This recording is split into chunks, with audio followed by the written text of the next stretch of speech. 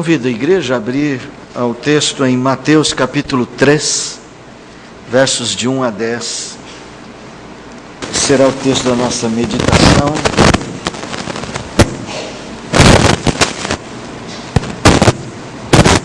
Deixa eu ver.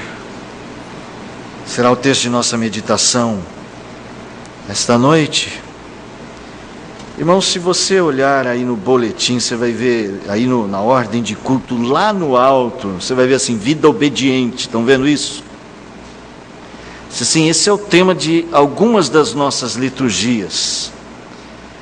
E logo no alto da liturgia de hoje você vai ver a vida com Cristo. A vida com Cristo tem que ser uma vida de obediência. Essa é a ideia litúrgica deste período. Todo ano a gente começa o ano pregando em um evangelho. E o ano passado nós pregamos em João, este ano estamos pregando em Mateus. Você já sabe qual vai ser o evangelho do ano que vem, não sabe? Quem viver verá. É o seguinte, quando a gente fala em vida com Deus e vida obediente, essa noite nós vamos tratar da vida simples. A vida com Cristo é uma vida simples. Você vai ver que o texto fala de João Batista. Inicialmente a gente pensa, a vida simples é a vida de João Batista. Ele se vestia de pele de camelos e comia gafanhoto com mel silvestre. Aí você fala, essa vida eu não quero. Mas vida simples é muito mais que vestir-se de pele de camelos, comer gafanhotos e mel silvestre. Dizem que isso faz bem. Esse não é o problema da Escritura. O problema da Escritura é que a vida do cristão tem que ter impacto. Então o texto é do capítulo 3, dos versos 1 até o verso de número 10. Esse é o nosso texto, mas eu vou começar no 10, a leitura.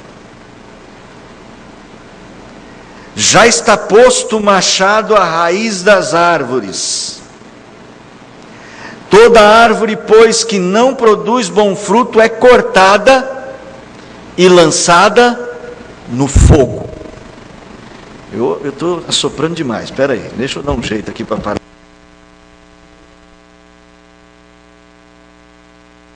Melhorou? Vou tentar não assoprar, tá? Irmãos, preste atenção na seriedade deste versículo, do conceito que está por detrás dele.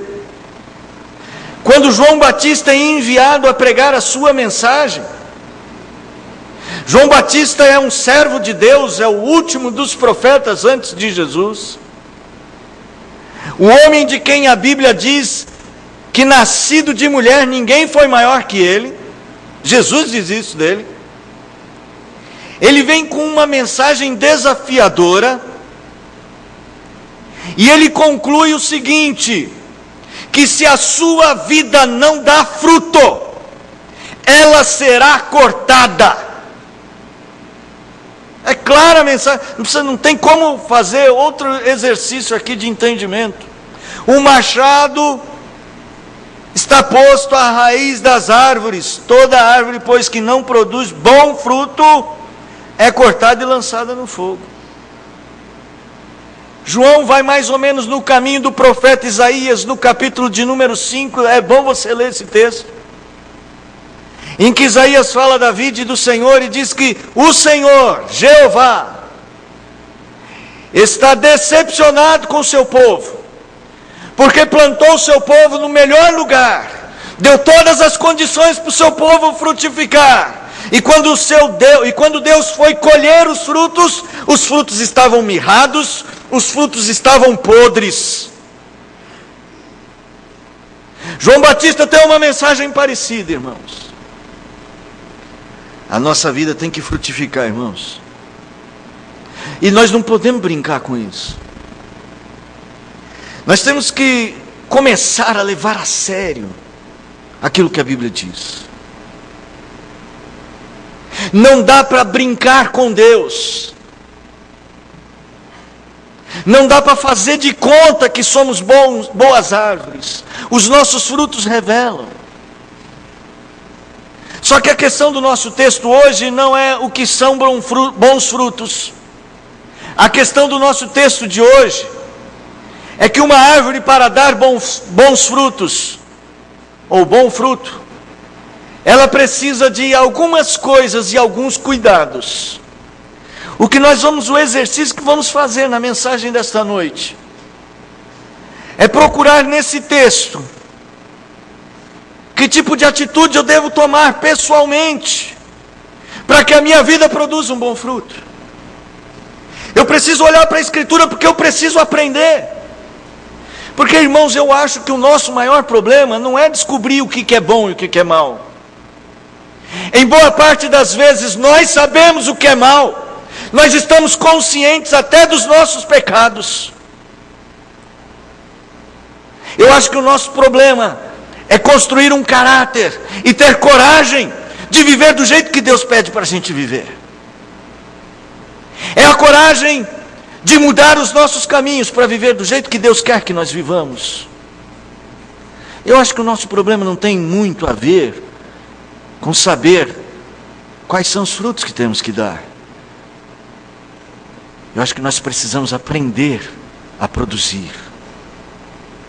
Então eu queria que, desde que nós fizermos a leitura desse texto, você já esteja pedindo a Deus para aprender. Para você sair daqui com 3 lições, sermão bem presbiteriano, com 3 lições ou 3 atitudes, para você aplicar na sua vida, no seu dia a dia, em cada uma das escolhas que você faz, e nos momentos em que você está contrariado com a vida, o que você deve fazer, para não importa quais as circunstâncias, você produza bom fruto. Só para você ter uma meta de bom fruto, porque ainda que eu diga que a mensagem de hoje não é sobre o que é um bom fruto, mas para você ter uma meta bem estabelecida de bom fruto é simples: amar a Deus sobre todas as coisas e ao próximo como a ti mesmo. Se o que você faz, o que você constrói, se a sua vida de alguma maneira te encaminha a cumprir estes 2 mandamentos, você estará produzindo bons frutos. Porque o mau fruto te afasta destas coisas, e as coisas que te afastam de cumprir esses 2 mandamentos são frutos maus. A vida simples e frutífera com Deus. Como chegar lá? Quase sermão de autoajuda. Eu prefiro o sermão que vem uma ajuda lá do alto para você. O texto diz assim, agora finalmente, pastor: naqueles dias, apareceu João Batista pregando no deserto da Judeia e dizia: arrependei-vos, porque está próximo o reino dos céus. Porque este é o referido por intermédio do profeta Isaías: voz do que clama no deserto, preparai o caminho do Senhor, endireitai as suas veredas. Usava João vestes de pelos de camelo e um cinto de coure, a sua alimentação eram gafanhotos e mel silvestre. Então saíam a ter com ele Jerusalém, toda a Judéia e toda a circunvizinhança do Jordão, e eram por ele batizados no rio Jordão, confessando os seus pecados. Vendo ele, porém, que muitos fariseus e saduceus vinham ao batismo, disse-lhes: raça de víboras, quem vos induziu a fugir da ira vindoura? Produzi, pois, frutos dignos do arrependimento. E não comeceis a dizer entre vós mesmos: temos por pai Abraão, porque eu vos afirmo que destas pedras Deus pode suscitar filhos a Abraão. E aqui vem o fator motivador. Já está posto o machado à raiz das árvores. Toda árvore, pois, que não produz bom fruto é cortada e lançada no fogo. Feche os seus olhos. faça uma oração. Porque antes de começar a mensagem, eu sei que você se conhece, como eu me conheço. Fale com Deus. Senhor, ajuda-nos a entender o que esperas de nós, porque somos a tua vinha predileta, a árvore predileta do Senhor, plantados junto à corrente de águas para darmos bons frutos. Ensina-nos a fazer isto, Senhor. Abre os nossos olhos, destrava as amarras que o pecado tem feito em nossa vida. Ajuda-nos a seguir na direção correta, porque nós entendemos a seriedade do fato de que o teu juízo está perto e precisamos mostrar quem realmente somos. Ajuda-nos. Nós oramos em nome de Jesus. Amém. Irmãos, a vida de João Batista era uma espécie de mensagem viva. A simplicidade do seu ministério, eu vou dizer até uma simplicidade exagerada. Peles de camelo, João, gafanhoto, mel silvestre, cinto de couro, pregar no deserto. Por que tudo isto? Irmãos, eu acredito, eu tentei entender por que João Batista foi tão exótico na sua mensagem. Confesso que eu não encontro uma explicação bíblica tão clara para mim. Mas o que eu sei é que o seu ministério tinha um grande impacto. A sua figura era figura impactante, a ponto do próprio rei Herodes ter medo de João Batista. As pessoas caminhavam até aquele homem. Talvez fosse muito importante notar que era preciso despir aquele homem de qualquer tipo de poder, porque ele era filho de um sacerdote, de um homem que ministrava no templo. Poderia ser um deles. Talvez tivesse mais acesso a algumas coisas da população, mas Deus tira este homem. Lá em Lucas diz, ele não beberá vinho, não terá bebida forte, ele será grande diante de Deus, e ele fará os desobedientes andarem no caminho da justiça. E para mim isso é uma das coisas mais importantes. O ministério deste homem era destinado a fazer de mim e de você, quando somos desobedientes, a voltar para o caminho do Senhor. Pode ler lá em Lucas, no capítulo 1 depois. O que este homem está fazendo no deserto, a vida deste homem, é uma pregação viva. Ela mostra o interesse de Deus na sua vida, porque Ele escolheu este homem para nos ensinar o caminho de uma vida simples com Deus. A vida simples é, toda árvore é plantada para dar frutos. Isso é um ensino básico. O crente é plantado na cruz para dar frutos. Nós não temos o direito de passar pela vida sem frutificar, sem demonstrar a este mundo em qual árvore nós fomos enxertados. Eu sou a videira verdadeira, disse o Senhor, vós os ramos, todo fruto, todo ramo que estando em mim, isso produz fruto. E o que não produz, Ele corta. Simples assim. É preciso ter o tipo de coragem cristã para olhar para a própria vida e avaliar os próprios frutos, irmãos. No Sermão da Montanha, aqui em Mateus, Jesus desafiadoramente diz assim: a árvore boa, a árvore má não pode produzir bons frutos, e vice-versa. Desafiadoramente você precisa olhar para si mesmo. Que tipo de frutos o teu temperamento produz? Que tipo de frutos a tua conversação produz? Que tipo de frutos o modo como você ganha a vida produz? Que tipo de frutos o teu comportamento no casamento, na família está produzindo? Que tipo de fruto a tua chegada na igreja, a vinda ao culto, o ir para casa está produzindo? Você tem que estar preocupado.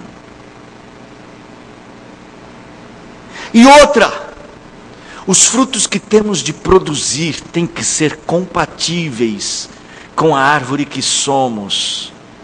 Isto quer dizer, se somos bons filhos de Deus, produziremos frutos dos quais Deus se agrada. O contrário também é verdade. Produzir bons frutos é necessário. O que precisamos aprender é como se preparar para produzi-los. Então vamos olhar para o nosso texto. Vamos lá para o verso de número 1. No verso de número 1, Mateus usa um tipo de expressão que parece falar assim: de repente apareceu um homem pregando. Naqueles dias apareceu João Batista. É o mesmo tratamento que ele dá no sermão profético no capítulo 24, que diz assim: de repente aparecerá no céu o Filho do Homem. De repente Deus vem e fala sobre os nossos frutos. E aí então Ele quer que nós, de repente, comecemos a pensar. Apareceu aquele homem, João Batista, pregando no deserto da Judeia. E o que ele pregava? Arrependei-vos, porque está próximo o reino. Porque este é o referido por intermédio do profeta Isaías. Voz do que clama no deserto: preparai o caminho do Senhor, endireitai as suas veredas. Meus irmãos, eu quero usar como exemplo uma música popular. Me desculpem usar esse exemplo. Na verdade é um rock. Renato Russo. Renato Russo tem uma canção intitulada Andréa Doria. Renato, na letra dessa canção, ele lamenta ter percebido que estava errado quando achava estar certo. Entenderam? Ele lamenta estar errado quando achava que estava certo. E então ele tem uma frase em que ele fala sobre as suas escolhas. A frase, um refrão é assim: nada mais vai me ferir, é que eu já me acostumei com a estrada errada que eu segui com a minha própria lei. Não vou cantar, mas eu sei. Nada mais vai me ferir, preste atenção, é que eu já me acostumei com a estrada errada que eu segui com a minha própria lei. Irmãos, se queremos produzir frutos, precisamos aprender quando os nossos caminhos, aprender a identificar quando os nossos caminhos estão errados. Arrependei-vos, endireitai as veredas. Estas são as ênfases da mensagem de João. Irmãos, o ponto que desestrutura a nossa relação com Deus está no fato de que muitas vezes nós achamos que sabemos viver sem Deus. Eu não sei por que a gente produz um tipo de pensamento em que a gente imagina que mesmo seguindo o caminho contrário de Deus, tudo vai dar certo. O que Renato Russo está dizendo é o que a gente faz, talvez sem pensar nisso. E ele está declarando algo que nós também deveríamos declarar: nós já nos acostumamos com a estrada errada. A gente nem sente mais as feridas, nada mais vai me ferir. Eu já me acostumei com a estrada errada que eu segui com a minha própria lei. Irmãos, nós precisamos começar a ter coragem para reconhecer que estamos errados. Eu vou voltar a dizer, eu não acredito que o nosso problema é saber a diferença entre certo e errado. Em geral não é. Na maior parte das vezes é ter coragem para repudiar o que é errado, aquilo que a gente acha que vai ferir o nosso coração. Muitas vezes o caminho certo é o caminho que fere o coração, é o caminho que machuca o coração, mas é o caminho de Deus. Porque o caminho de Deus, embora às vezes pareça ferir, ele é um caminho de cura. Nós até cantamos no hino 61, que há estradas desta vida que têm espinhos, e devemos agradecer até os espinhos que elas têm. Infelizmente há muitos que amam mais as trevas que a luz, que preferem escolhas trevosas a tomar partido de caminhos iluminados. Irmãos, não faz sentido algum. Irmãos, a vida com Deus é simples. E não vamos frutificar enquanto estivermos de namoro com as trevas, com o pecado. Não podemos produzir bons frutos, porque temos andado num caminho mau. Temos nos alimentado do que é mal. Irmãos, há crentes que têm explicações mirabolantes para andar no caminho do seu coração e não querem explicações para andar no caminho de Deus.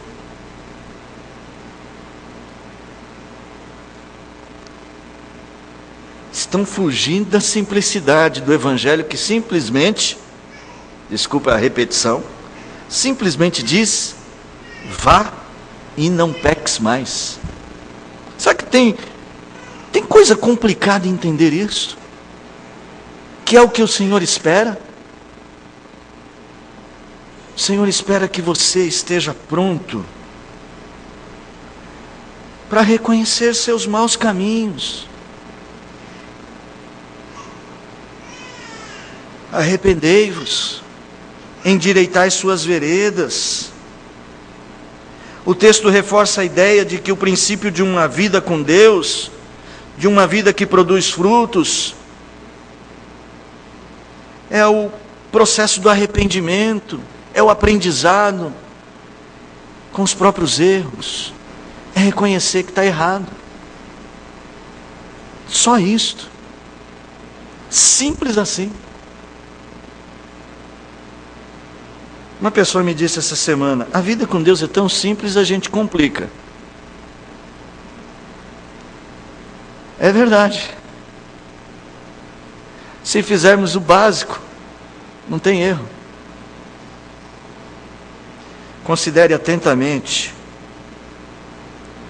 não ser conivente nem com seu próprio coração, quando a escolha do seu coração te faz errar. Considere reconhecer seus maus caminhos. Precisamos ter coragem, como disse Deus para Josué, para não nos desviarmos nem para a esquerda, nem para a direita.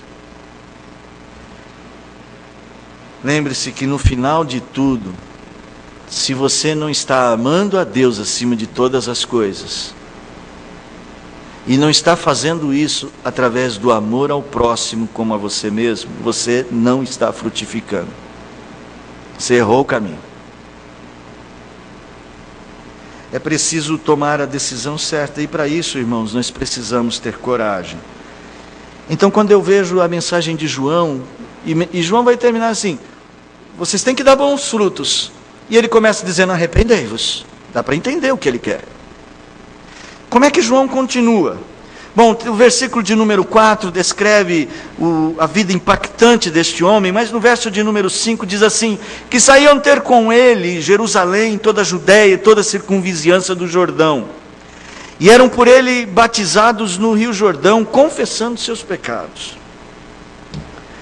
Meus irmãos, aqueles homens que viam aquele pregador, e que ouviam aquela mensagem, eles iam até o deserto. E aqui alguma coisa bem interessante.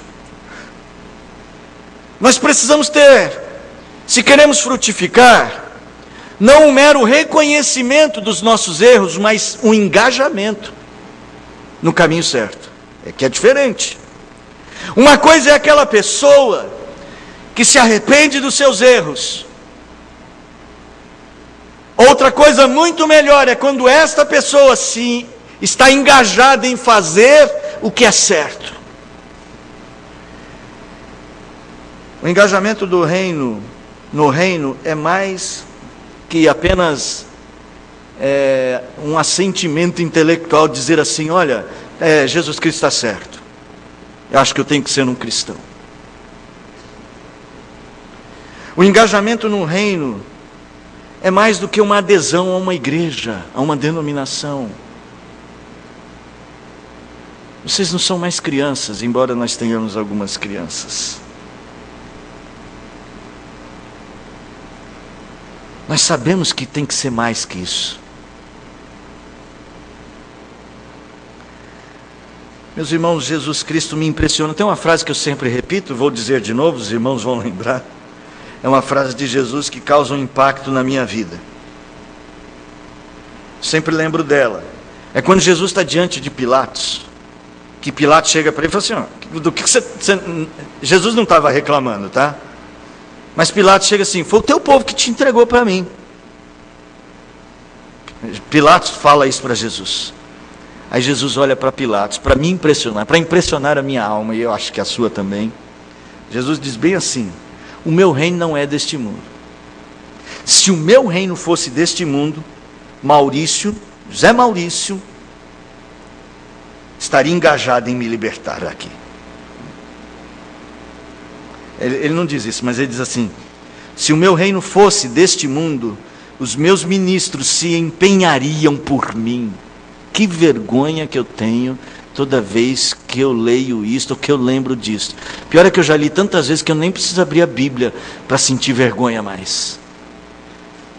Quantas vezes a minha falta de empenho, de engajamento na obra do reino de Cristo é uma denúncia de Jesus contra mim.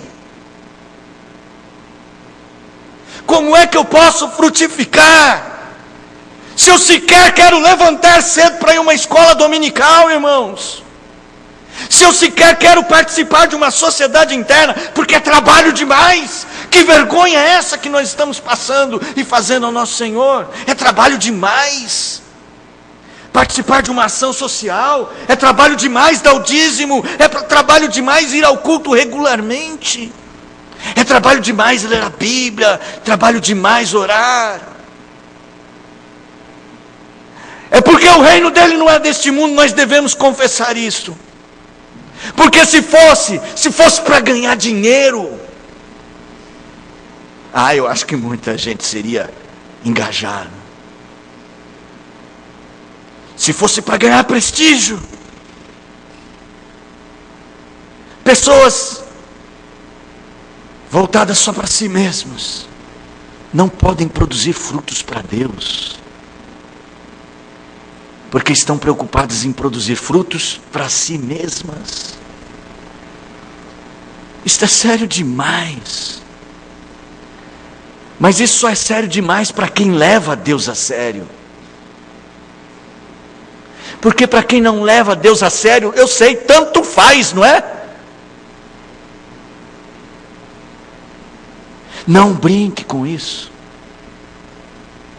Se queremos produzir bons frutos, temos de nos comprometer. A vida simples é ter compromisso com Deus, é estar engajado na obra do reino. Não podemos viver só para nós mesmos. O seu problema talvez seja este, que você não percebe que essa vida passa. Não adianta seguir a sua própria lei. Esta vida passa.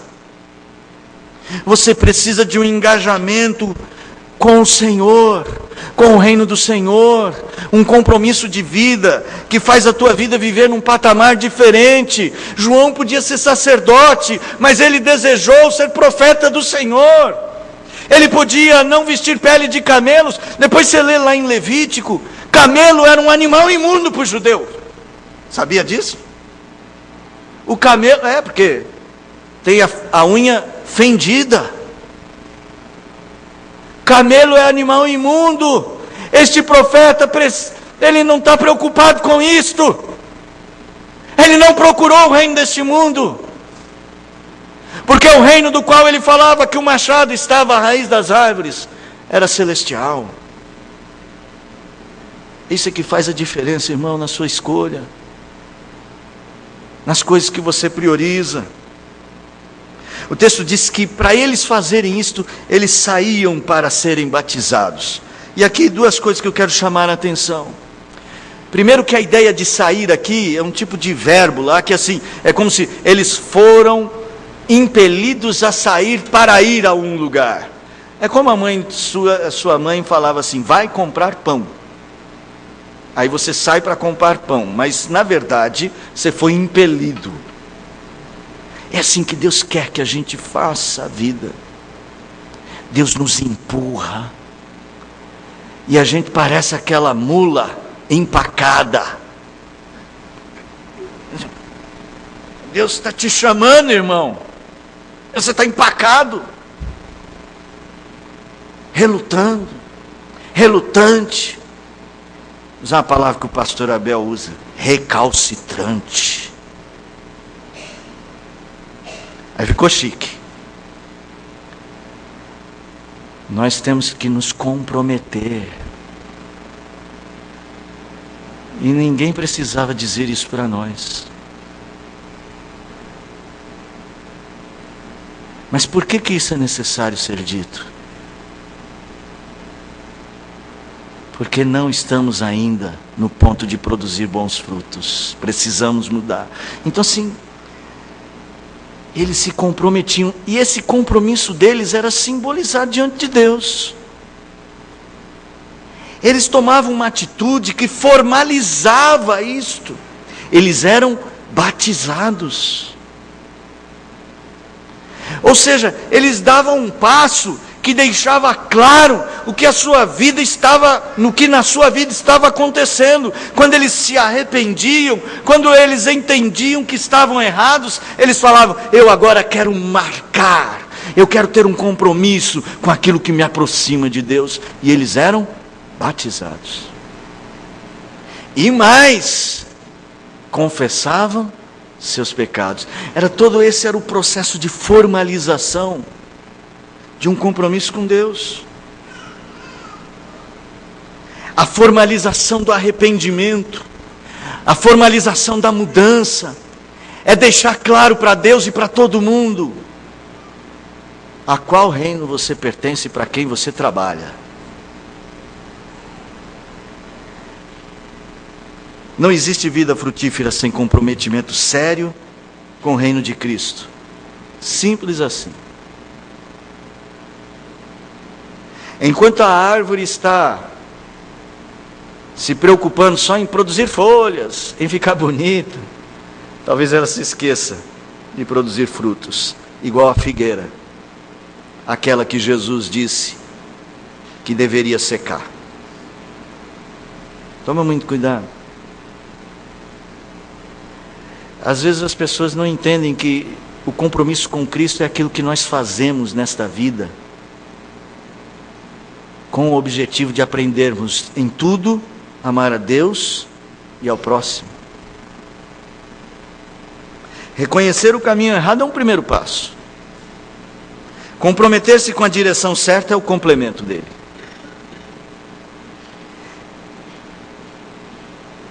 Você precisa adotar medidas que potencialize na sua vida o amor a Deus e ao próximo. Não esqueça disso. Irmãos, e para finalizar, ou para começar a finalizar, eu queria ir até o verso de número 7. muitas pessoas, toda a Judéia, Jerusalém, estavam indo às circunvizinhanças do Jordão. Muita gente estava indo até João, e entre essas pessoas, um grupo muito especial, muito particular, fariseus e saduceus. Gente, fariseus e saduceus eram inimigos teológicos. Eram dois grupos que lutavam teologicamente, tinham divergências das mais absolutas. Os saduceus lideravam o templo, eles eram os líderes dos sacerdotes, e os fariseus cuidavam das sinagogas. Eram dois partidos religiosos lá do tempo de Jesus. E diz o texto, verso 7: vendo ele, porém, que muitos fariseus e saduceus vinham ao batismo, disse-lhes: raça de víboras. João não era nada delicado, né, gente? Imagina aquele homem vestido de pele de camelo, com um gafanhoto assim, dando uma mascada num gafanhoto e uma golada de mel, ajustando o cinto de couro, ou tirando o cinto para raça de víboras. Quem vos induziu a fugir da ira vindoura? Olha que interessante, que há aqui um contraste. Lembra que eu falei que eles saíam para ser batizados, o verbo, ele sugere a ideia de que alguém os induzia. Saíam a ter com João Batista. Agora João Batista tem gente chegando e fala assim: vocês não vieram por causa de Deus, não. Quem foi que induziu vocês? Por que vocês estão aqui? Mas qual que era o problema destes homens? O problema destes homens, que os afastava de frutificar, é que eles se achavam santos. Eles se achavam maravilhosos. Se fosse nos dias de hoje, a gente simplesmente diria assim: eles se achavam. João fala assim: eu nem compreendo o que é que vocês estão fazendo aqui. João não tem muito o que dizer sobre isto, mas ele tem uma exortação para eles. Ele diz, verso 8: produzi, pois, frutos dignos, frutos que mostrem arrependimento. Irmãos, vamos ilustrar isso com um quadro. Eu não sou bom, eu não sou biólogo, eu não sou jardineiro também. Mas imagine que você planta um pomar de árvores frutíferas e várias ervas daninhas crescem ali. As ervas daninhas, num certo momento, quando você olha assim, sem perceber, sem saber o que é, você, nossa, que planta bonitinha. Eu tenho um vasinho lá em casa que é uma jabuticabeira. Alguém me disse que toda pessoa tem que plantar uma jabuticaba, eu plantei uma. E ela já deu 4 jabuticabas na vida útil dela. E eu comprei agora um produto, por indicação do Marcos, nosso jardineiro, para dar uma força para a árvore produzir frutos. Eu comecei por aquilo, de repente apareceu uma planta bonitinha no vaso, do nada. Eu falei: deve ser uma bênção. Até que eu descobri que a planta bonitinha estava se aproveitando dos nutrientes que eu comprei, estava plantando para a jabuticabeira. Nasceu mais uma jabuticaba que não cresceu. Eu falei: agora que a planta está bonita, cheia de folha, a jabuticaba está mirradinha. A danada da erva daninha. Sabe os fariseus e saduceus? Vamos deixar isso de lado, que eu não sou especialista. Vamos voltar para o texto. Tinha uma erva daninha na vida deles: a autojustiça. Eles achavam que eles eram justificados pelo que eles faziam e pelas coisas que eles conseguiam convencer os outros de que eram bons naquilo. Você pode ler toda a Bíblia, diz que eles oravam em pé nas praças, parecia o santo de plantão. Reclamavam dos outros, e ainda agradecia a Deus que não era pecador igual o publicano. Vocês devem ler isso na Bíblia em algum momento. Irmãos, era isso que eles eram, raça de víboras. Eles não eram impelidos por um tipo de desejo por Deus, mas eles queriam se aproveitar de um momento especial de avivamento, quem sabe para incluir no seu currículo. Eu não sei o que é que eles foram fazer no deserto, mas eu sei que João disse que não foi Deus que os impeliu, porque eles eram impelidos pela autojustiça. Se queremos frutificar, precisamos retirar de nosso dia a dia esse sentimento de autojustiça. Precisamos deixar essa vanglória de achar que sabemos mais que os outros sobre espiritualidade, de que sabemos o que é espiritual e o que não é, de que somos mestres. Temos que ser humildes. A humildade é o terreno onde nossa força espiritual cresce para frutificar, irmão. Eu sei que você pode ter um ministério lindíssimo, mas ele não é capaz de te fazer frutificar. Na verdade, você deveria pensar o contrário. É porque eu quero ter um bom ministério que eu preciso ser humilde para frutificar. Não há nada em nós que possa sobreviver diante do dia do juízo de Deus. Então João chega para aqueles homens e fala assim: parem de dizer que Abraão é pai de vocês. Isso não muda nada. O machado já está ao pé da raiz. O que muda é produzir frutos dignos de arrependimento. Não importa se você tem ministério, se você é pastor, presbítero, diácono, presidente de sociedade interna, é fruto digno de arrependimento que vale, que conta. Não importa se você é saduceu, fariseu, presbiteriano, calvinista, qualquer coisa que você seja, não pode te salvar. Não demonstra nada enquanto isso não vier acompanhado de vida com Deus e de amadurecimento em coisas tão simples como amar a Deus sobre todas as coisas e ser bondoso para com o próximo, amar o próximo como a ti mesmo.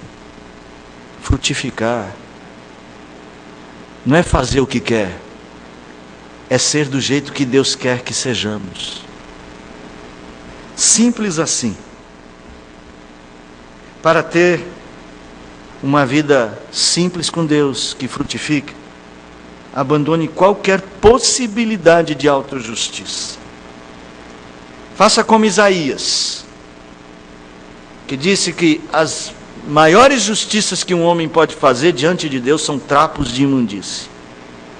O melhor ministério que um pastor possa fazer não significa nada se a vida desse pastor não está nas mãos do Senhor.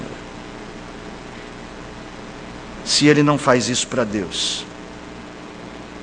Então, irmãos, esta noite, diante de um texto que fala de frutos, acho que nós poderíamos pensar muito seriamente sobre o que tem acontecido na nossa própria vida. A pergunta corajosa que você deve fazer é: eu tenho frutificado para Deus? Os meus frutos são dignos do arrependimento? Eu tenho um compromisso com Deus nessa vida, a ponto de toda a minha vida ser como um espelho de Cristo? O meu trabalho, o meu relacionamento familiar, a minha inclinação para perdoar, a minha humildade diante de uma situação em que eu estou errado, essas coisas mostram a minha dependência, mostram o meu compromisso com a vida, na vida com Deus, as minhas escolhas, as minhas preferências, o meu lazer, as prioridades do meu viver, para quem eu vivo, tudo isso mostra comprometimento, um fruto digno do arrependimento. esteja disposto hoje a humildemente se concentrar naquilo que Jesus fez por você.